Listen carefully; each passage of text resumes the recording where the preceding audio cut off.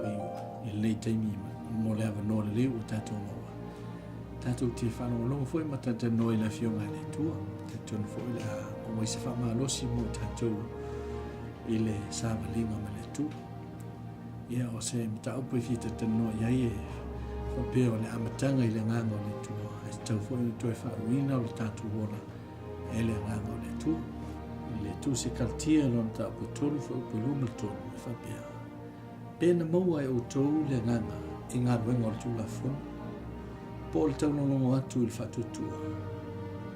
Tau te whapea ea o na wale lea. Nā mataina o tou I le nganga. Pe whaina ni ea o tou I le tino. O le ngā ruenga le nganga pa ia. E mana o mia I le sāwalinga le tangata ma le tua.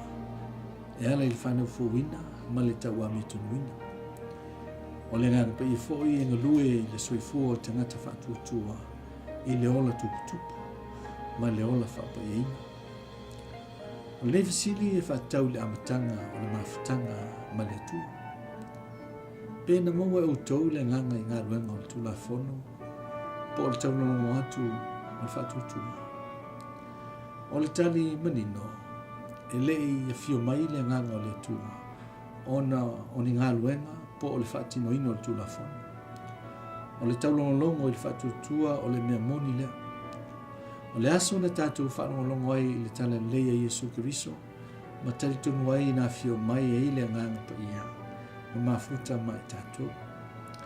Ua whanau fōina I tātou I le nganga, o ua whaamanga roina tātou I sana.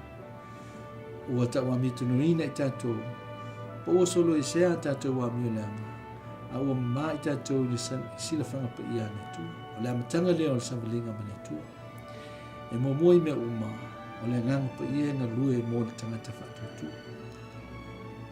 Fasili, tau te whapea eo na wale lea. Nā mataina o tau I lenga, a pē whaiwina nei eo o tau I le tino. Fasili e tula ema. E mtua tele le whaale tonu, pe a manatu e whaawau le mawhatanga ma le tua I mea whaale tino, po o ngā luenga o le tula fono. O le mea moni, e le mawhai o na whanau fawina I tātou I le aingo le tua, I ni whainga whaale tangata, e e ngā luenga le lei. E te tau anto e whanau I tātou le nganga. E te tau anto tātou ioi atu I le tua, tātou te le mawhai o na tupu whaale nganga, ma wha I wina il tino. E whinangalo le tua tātou te ati ae, ma mautu le tātou ola fau I a Kiriso.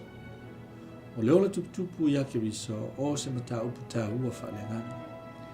Ia ni tolu whaupe ono, o le ua whanau mai la le tino, o le tino lea. O le ua whanau mai fo I la le nganga, o le nganga lea. O tā leni mea lofa na tātou mō mai mātua whaale tino, e le mawhai o na whaatupu I nailo tātou wola whaale nganga. Pei tai o le nganga pa ia, o lo ngalua I lo tātou wona, o lo o wha ato ato ina I tātou I lo tātou whaatutu. Mana tua, o le tau amitunuina, o le amatanga lea o le mawhatanga ma le tua. O le ola whapaya ina, o le ola tuputupu lea I a Kiriso.